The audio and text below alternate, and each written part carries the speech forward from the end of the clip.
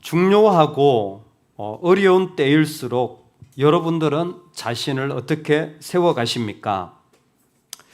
하나님은 좀 힘들고 답답하고 많은 일들이 있는 상황 속에서도 집중하시고, 특별히 이런 표현을 쓰고 싶습니다. 하나님이 열광하시는 게 있는 것 같습니다. 여러분, 우리도 좀 열광하는 게 있죠. 내가 시간만 좀 더 있다면, 내가 조금만 더 돈이 있다면, 내한테 조금만 이런 게 있다면 이라는 그런 열광이 있습니다. 시간 있다면 뭐합니까? 물고기 잡으러 가야죠. 산에 올라가야죠. 열광하는 게 있어요. 내가 조금만 더 여유가 있다면 내가 이거 바꿀 텐데, 뭐 이런 게 있습니다. 근데 하나님께도 그런 하나님의 열광하심이 있는 것 같아요. 그게 사실 출애굽기 전체에서 보자면 한 가지입니다. 그 한 가지가 뭐냐면, 얘들아, 나는 너희들의 하나님이 되고 싶다. 이게 하나님의 열광하시는 거예요. 하나님이 다른 것에 신경 쓰는 것이 아니라, 그 온통 어떤 일이 되어진 것이 아니라, 하나님의 백성들과의 관계에서 그들의 하나님이 되는 것에 신경을 쓰십니다. 그래서 출애굽기에 부탁하는 게 뭐냐면, 너는 다른 신들에게 제사하지 말지니라, 이 도전을 줍니다. 하나님은 이스라엘과 어떻게 보면 1대1의 유일한 관계, 한 사람과 한 분 하나님의 관계를 맺기를 원하십니다. 반대로 우리는 어떨까요? 우리는 힘들 때, 하나님, 당신과 나하고 먼저 출발되어야 합니다라고 생각하고 있나요? 우리 삶에 여러 가지 일들이 일어날 때, 생각이 많아질 때, 여러분, 하나님과의 1대1의 관계를 먼저 자신을 세워가시는 은혜가 있기를 소망합니다. 이게 참 중요한 것 같아요. 내가 하나님께 열광하는 마음을 세워나가는 중심이 첫 번째 우리의 모습입니다. 하나님께 집중하는 이 모습을 출애굽기 22장까지 말씀에서 이렇게 표현했습니다. 너는 내게 거룩할지니라. 표현이 정말 아름답지 않습니까? 너는 내게 거룩할지니라. 너는 다른 거 말고, 다른 것, 사람 아니면 환경에 맡기는 것이 아니라 내게 열광하는 자가 되면 좋겠다라는 것이죠. 너는 내게 거룩할지니라. 이 말씀은 되게 아름다운 말씀이면서도 대단히 실제적인 말씀인 것 같습니다. 그래서 하나님은 그들과의 관계 설정을 해 나가시는데, 첫 번째로 그들과의 관계 설정을 이미 십계명이라는 것을 통하여 하나님이 그들 가운데 함께 하시는 길을 닦아주셨습니다. 생명의 길이죠. 십계명은 생명의 길을 보여주신 것입니다. 이 길로 걸어가면 너희들이 살게 될 것이라는 것입니다. 이 생명의 길을 통하여서 이들에게 원하는 것이 무엇이냐면, 거룩해라, 구별되어라 라는 말일 수도 있겠죠. 근데요, 출애굽기적인 언어로 얘기하자면 두 가지가 있습니다. 먼저는 개인적인 차원에서 손해 볼 줄 아는 삶을 사는 게 거룩한 거다라는 거예요. 만약 네가 누군가의 소를 해쳤다면, 네가 누군가의 양을 잘못되게 만들었다면, 그거 모른 척하지 말고 뭐하라? 배상하라는 거예요. 물려주라는 겁니다. 네가 손해를 너도 좀 봐야 된다라는 거예요. 너도 좀 뭔가 책임을 져야 된다라는 겁니다. 아니, 이게 거룩과 무슨 상관이 있습니까? 이게 우리 차원에서 개인적인 차원의 거룩입니다. 하나님 앞에서 묻는 거죠. 내가 예수님 믿는데, 내가 예수님 때문에, 내가 예수님으로 말미암아 이러면 안 되지, 이렇게 살아야지 라는 차원의 삶을 하나님은 거룩이라고 보는 것입니다. 그래서 예수님을 알게 되고 믿음을 가지게 되면 끊임없이 우리에게 삶의 가장 중요한 도전으로, 예수님이라면 어떻게 하실까? 예수님은 뭘 원하실까라는 생각을 하면서, 비록 내가 나를 버리고 손해보고 잃어버린다고 할지라도 그 길을 걸어가는 것이죠. 그게 개인적인 차원에서의 거룩입니다. 그리고 거룩은 또 하나, 개인적인 차원에서 내가 예수 믿는데 이러면 안 되지 라는 마음도 있지만 또 하나가 있는데 바로 사회적인 환경적인 차원에서의 거룩입니다. 나만 보는 게 아니라 같이 있는 사람들의 사정도 헤아릴 줄 아는 마음이 필요하다라는 거죠. 저 사람 무슨 이유가 있을까? 저 사람에게는 어떤 필요가 있을까? 어떻게 하면 다음 세대가, 어떻게 하면 이런 가정들이, 어떻게 하면 이런 모양의 사람들이 좀 달라질 수 있을까? 도움받을 수 있을까? 그들을 어떻게 위로할 수 있을까? 사회 환경적인 차원으로 내 눈을 돌려서 그들의 뒤에 보이지 않는 사정까지 볼 줄 아는 것을 하나님은 거룩이라고 말씀하시는 겁니다. 하나님은 그 일들을 통하여서 지금 우리의 눈이 예전에는 자기의 모습에만 묶여져 있었다면 이제는 사회 환경적인 모습으로 다른 사람을 좀 돌아보고 그들의 사정을 이해할 줄 아는 사람으로 부르시는 것입니다. 너는 이방 나그네를 압제하지 말라. 너희가 애굽 땅에서 나그네 되었은즉 나그네의 사정을 아느니라. 지금은 네가 이제 뭐 할 때냐면, 우리 믿음으로 저를 따라서 한번 따라해 보겠습니다. 지금은 하나님이 주신 것을 가지고 더 확장할 때입니다. 예, 지금은요, go beyond the law예요. 하나님이 the law, 율법을 주셨잖아요. 근데 그것을 넘어가야 돼요. 하나님 말씀을 주셨잖아요. 그 말씀이 우리 가운데서 또 다른 말씀으로 이어져야 돼요. 그 말씀이 나에게 왔잖아요. 그 말씀이 나의 차원에서 또 다른 차원으로 가야 될 때라는 것입니다. 하나님이 이스라엘 백성을 이끄실 때 거룩이라는 것을 너 잘해 라고 말하지 않고 네가 살아가는 삶에서 하나님을 고백할 뿐만이 아니라 너하고 같이 있는 자들과의 관계 속에서도 나는 하나님이 되기를 원한다라는 의미입니다. 잠시만 좀 이 부분을 설명드리고 싶습니다. 오늘 9절 말씀에 보면 너도 애굽 땅에서 나그네 되었던 사람이지 않았느냐라는 질문을 통하여서 나그네의 사정을 안다라고 말씀하셨습니다. 그런데 똑같은 말씀이 신명기에도 있는데 이스라엘 백성들을 향하여서 너도 애굽의 종으로 있던 때를 잊지 말라라고 그들에게 부탁하고 있습니다. 아시는 것처럼 이스라엘 백성은 애굽의 종으로 있었습니다. 종되었던 그들을 하나님은 인도하셔서 자유를 주셨죠. 그런데 지금은 상황이 바뀌었습니다. 종이었는데 거기에서 주인 바로를 섬겼는데 하나님을 만나고 자유를 얻게 된 뒤에 내가 주인이 되고 나에게 종이 생긴 거예요. 예전엔 내가 종이었는데 지금은 내가 나그네와 이방인 같은 참 상종하기 쉽지 않은 사람들을 만나게 되는 자리에 오게 되어진 것입니다. 그때에 하나님이 하시는 말씀이 무엇이냐면 얘야, 네가 예전에 원래 죄악된 존재였다. 원래 악한 존재였다. 너도 여기 있던 사람이었어. 네가 그 사실을 잘 기억해야 된다. 이 사실이 왜 중요합니까? 이 사실이 왜 중요하냐면요, 우리가 그때 애굽에 있었을 때 우리 하나님 어떤 분인 줄 아세요?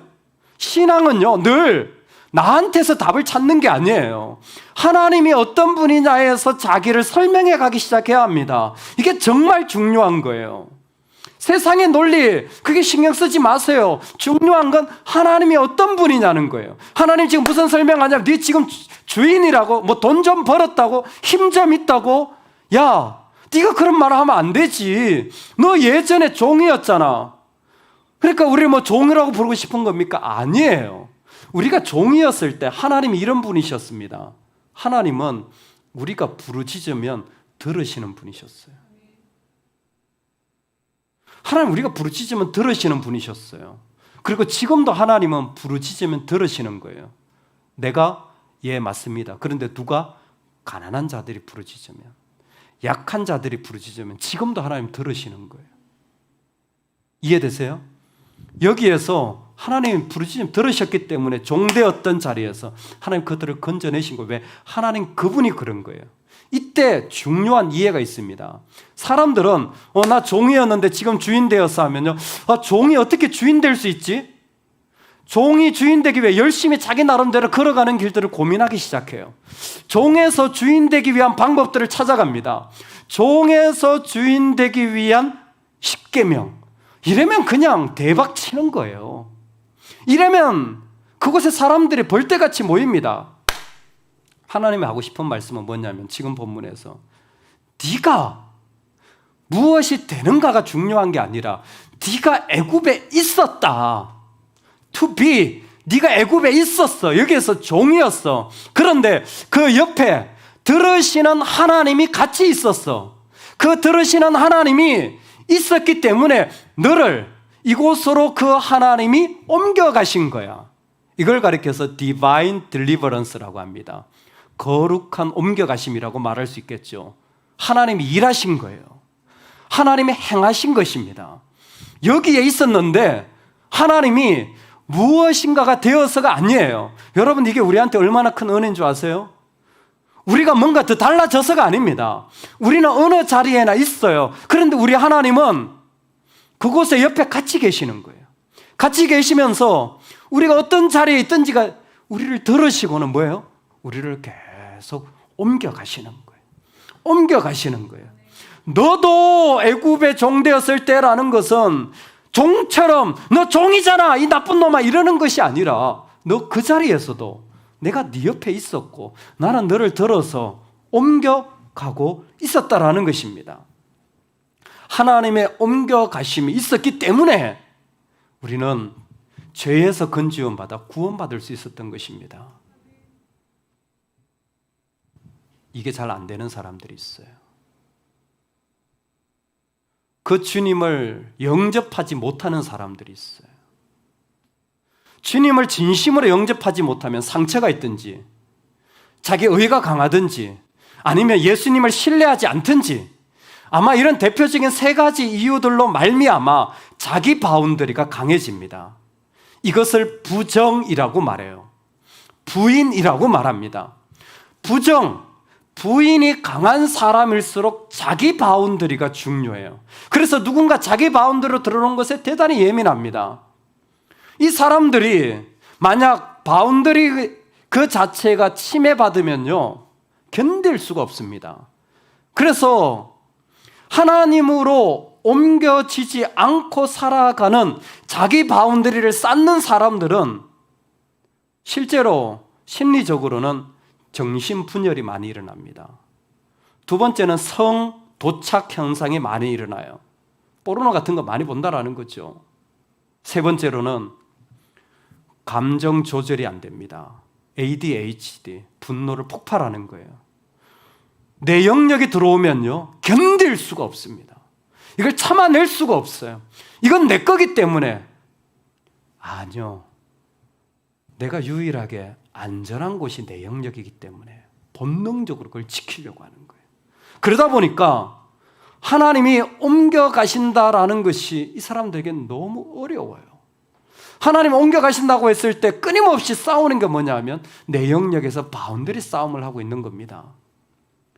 믿음의 사람들이 예수의 이름을 부르며 살아야 될 이유가 여기에 있습니다. 우리가 주님의 이름을 부르지 않으면 내 바운더리를 세우고 있는 거예요. 어떤 분이 그렇게 얘기하시더라고요. 우리가 성령 충만하지 않으면 사단 충만하다고. 성령 충만하지 않으면 사단이 충만하다고. 그럴 정도의 사람이라는. 그런데 하나님 말씀하시는 게 뭡니까? 너는 아니잖아. 세상에 다른 사람은 몰라도 너는 아니잖아. 너는 종이었는데, 너는 원래 죄인이었는데 옮겨왔잖아. 할렐루야.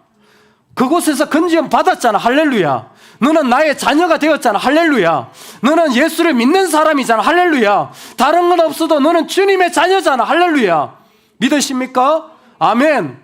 그럴 때에 기억해야 된다라는 거예요. 지금 네가 만약 이 자리에서 하나님의 옮겨가심을 인정한다면 나는 역시 너를 통하여서 이 땅에 약한 자들, 부르짖는 자들의 음성을 듣고 그들을 인도해가는 존재로 세움 받게 될 것이다. 이제는 하나님이 들으셔서 이 땅의 일들을 세워가기를 원하시는 자리에 있는 거예요. 세상에 변화가 일어나지 않는 중요한 개인적인 차원에서는 자기 바운더리겠지만 사회적인 차원에서의 중요한 변화를 막는 요소를 말씀에서는 두 가지로 봅니다. 첫 번째가 거짓된 풍설이라고 되어 있습니다. 거짓된 풍설이라는 말이 요즘 딱 맞는 이야기인데 가짜 뉴스예요. 가짜 뉴스만큼 못된 것이 없는 거예요. 이거 있으면 절대 안 변합니다. 잘못된 언론, 사실을 왜곡하는 말들, 유추한 자기 감정으로 객관화시키는 것들, 여러분 이것들이 사회를 얼마나 좀먹는지 모릅니다. 또 하나가 뭐냐면 뇌물이라고 표현해 있습니다. 즉 힘 있는 자들을 위한 어떤 결정, 이런 것들만 있다면 그 가운데는 그 사회가 변화되어지지 않는다라는 거예요. 여러분 이게 남 얘기가 아니에요.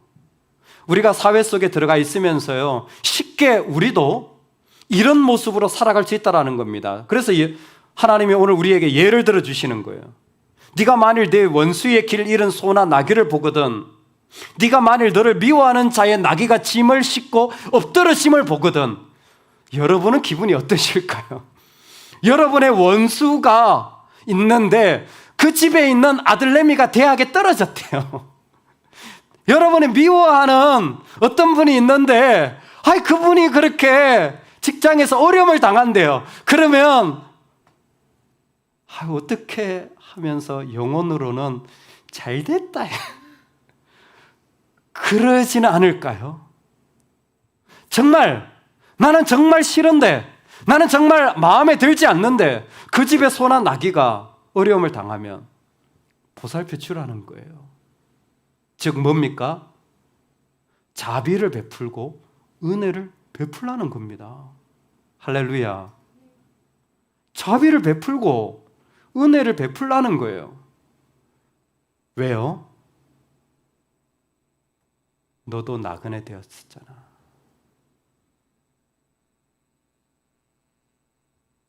너도 사정이 있었잖아. 그도 사정이 있어. 너도 어두운 죄인이었잖아. 그에게도 그 죄인됨이 있어. 이제 네가 그 사정을 좀 헤아릴 줄 아는 사람이 돼야 되지 않겠니?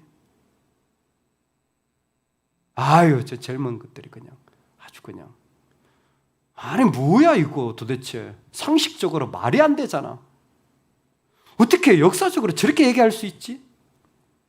수많은 이야기들 속에 실제로 우리가 만나는 삶의 자리에서는요 원수의 동물 하나 주님의 이름으로 대하는 것이 어려운 것이 우리 모습이라는 겁니다. 여러분 이제는 우리 차원이 옮겨가야 할 때인 것 같습니다. 우리가 이 땅을 살아갈 때 하나님이 이 말씀을 주시며 우리의 때를 바꾸어 가시기를 원하시는 줄로 믿습니다. 특별히 이 어려움의 때에 정말 이와 같은 예배 속에서 하나님이 말씀을 주실 때 주의 백성들은 깨어서 들을지어다. 주의 백성들은 온 마음으로 하나님의 말씀 앞에 설지어다. 지금은 그러므로 말미암아 한 가지 도전을 드리고 싶습니다. 마주해야 할 때입니다. 나그네 되었은즉 나그네의 사정을 아느니라. 이제는 네가 별로 안 보고 싶은 자리일 수도 있겠지만 너의 본 모습을 마주해야 할 때를, 너의 종되었던 모습, 너의 악했던 모습을 이제는 봐야 할 때라는 것입니다. 여러분, 제가 질문 하나 내겠습니다. 이스라엘 백성이 애굽에 있었잖아요. 애굽에 몇 년 동안 종살이 했는 줄 아세요? 430년입니다. 우리나라가 일제 치하에 종살이 했었습니다. 몇 년요? 36년입니다. 36년 일본에 종살이한 우리나라는 지금도 한일전은 반드시 이겨야 하고 일본 제품은 지금도 끝까지 불매해야 됩니다. 여기서 조금 더 나가면 조심스럽습니다. 근데 430년을 종살이했어요. 아마 치가 떨릴 겁니다. 꼴도 보기 싫을 거예요. 정말 그곳을 향하여서 마음이 없을 겁니다. 그만한 배신감도 없을 거예요. 왜? 요셉이 큰 은혜를 베풀었는데요, 종으로 만들었으니 이것보다 더 악한 짓이 어디 있었겠습니까?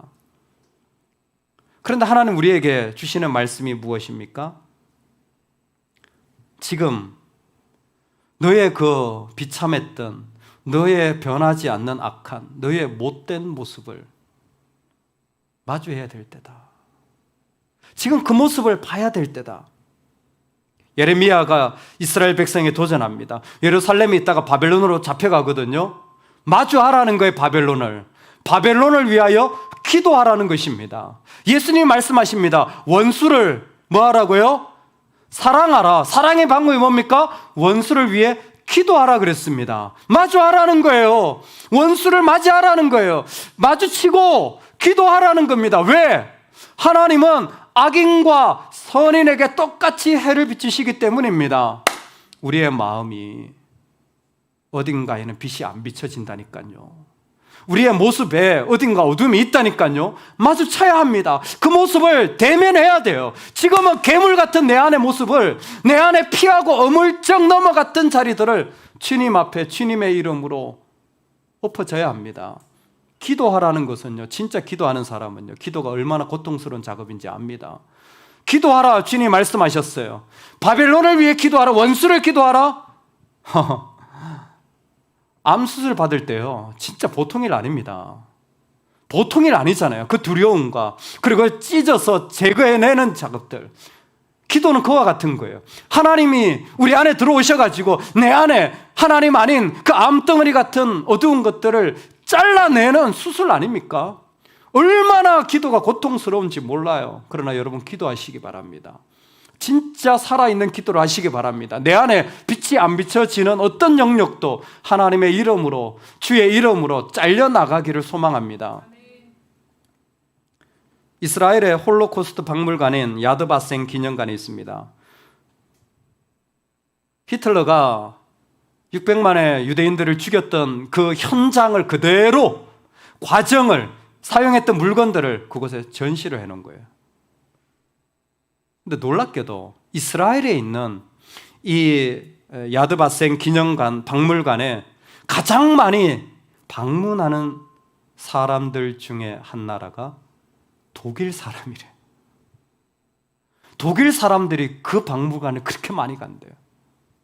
근데 거의 대부분이 다 중간에 가다가 울고 다 못 본답니다. 너무 잔인하고 너무 비참하고 힘들어서 잘 못 보고 나온대요. 그런데도 불구하고 독일 사람들이 그렇게 많이 찾아간대요. 수치스러운 거 아닙니까?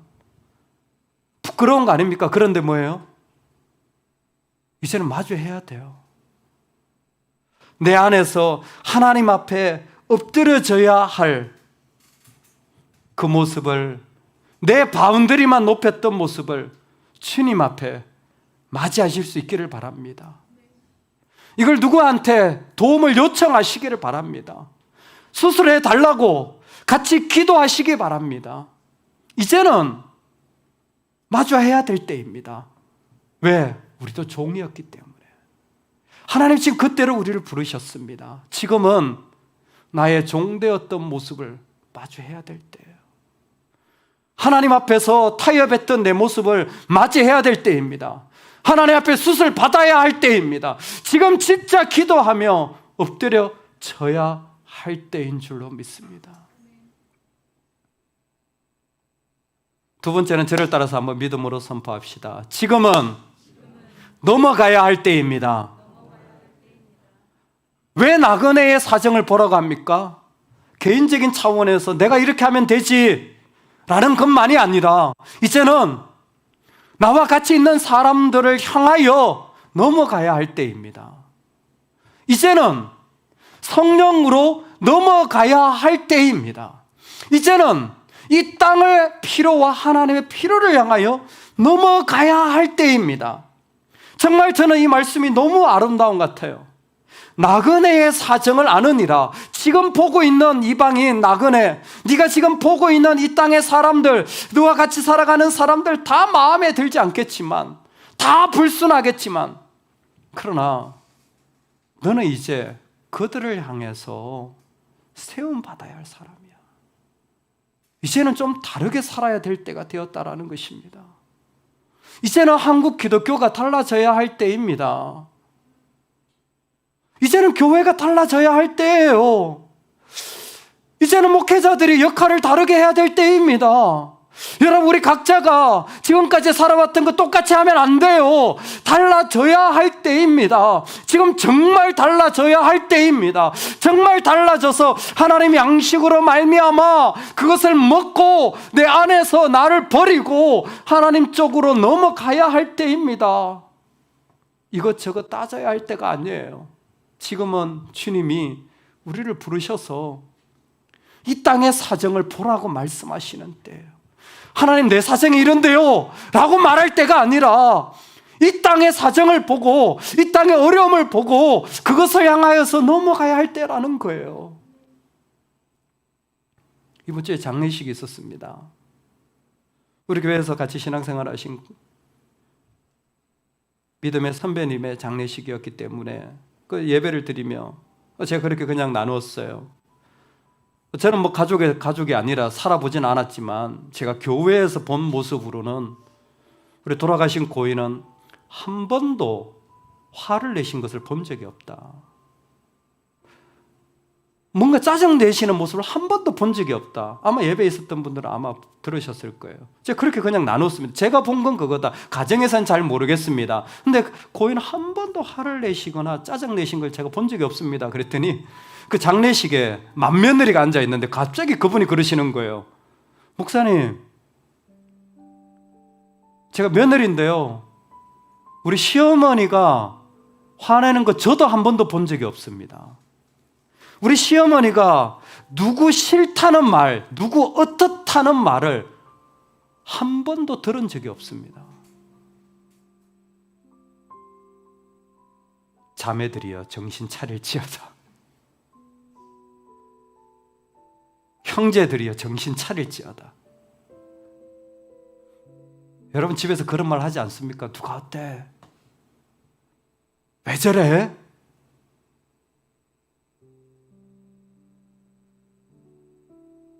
며느리가 시어머니로부터 한 번도 그런 말을 들은 적이 없다. 장례식을 마치고 성도님들하고 나누는데 한 분이 그러시는 거예요. 목사님, 그분을 생각하면요, 80의 나이에도 새벽기도 나와서 말씀을 듣고 눈물 흘리던 모습이 기억납니다.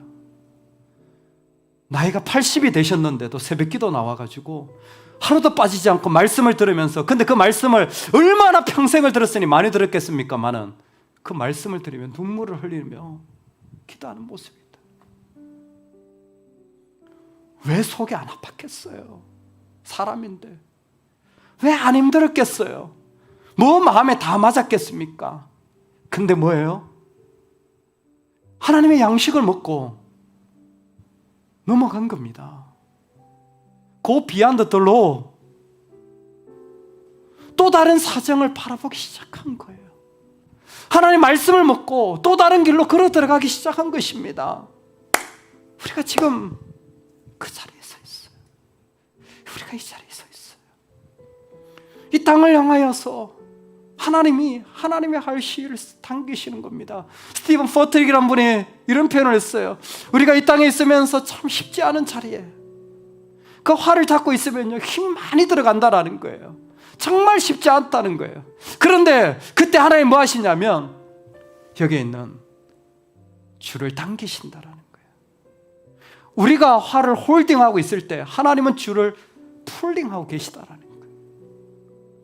내가 생각할 때는 지금 이 일이 너무나 어렵고 답답한 일처럼 보여도 우리가 그 사정을 보며 부여잡고 있을 때 그 힘든 일에서 거절당하고 아픔을 당할 때 뭐예요? 하나님은 우리를 당기고 계시다라는 거예요.